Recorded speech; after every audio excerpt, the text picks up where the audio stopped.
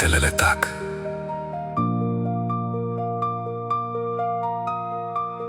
Am întrebat cerul: de ce? Ani la rând.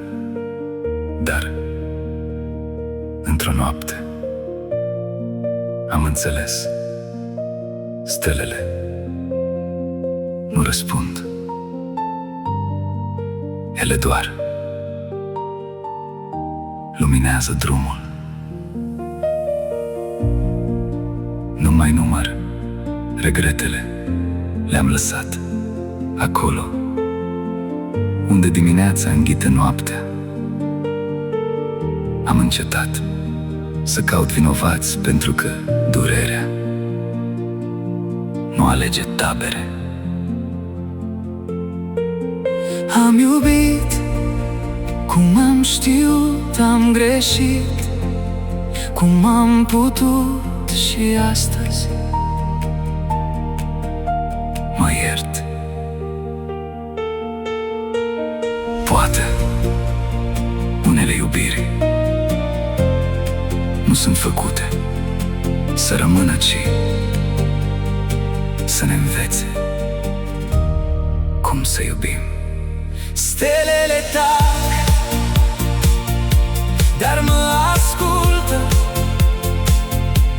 Liniștea îmi spune cine sunt. Nu mai cer niciun răspuns. Cerul mi-a arătat că eram acasă de la început.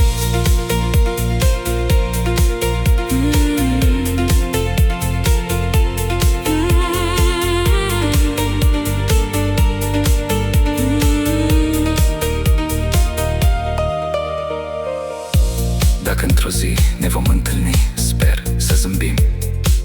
Nu pentru ce am pierdut, ci pentru ce am devenit. Nu regret că te-am iubit, regret doar că n-am știut cum să ne vindecăm în același timp.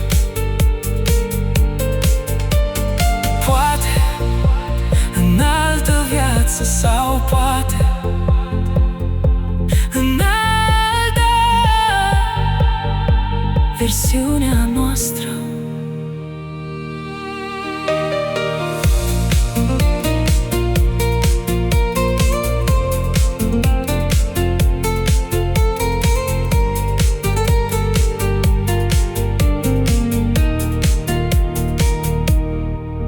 Nu mai port furtuna, o privesc de departe și îi mulțumesc că m-a învățat cât de prețioasă este liniștea.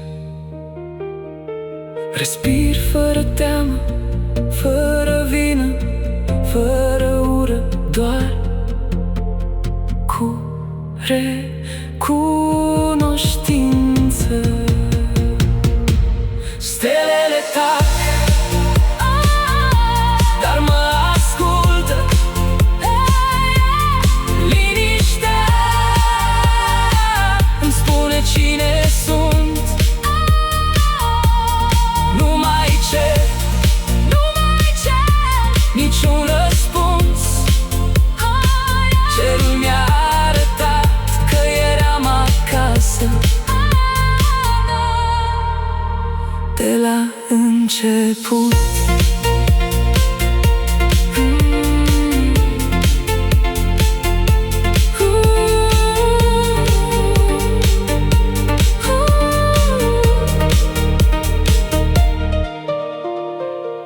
Uneori, sfârșitul nu înseamnă că ai pierdut, înseamnă că ai învățat să mergi mai departe.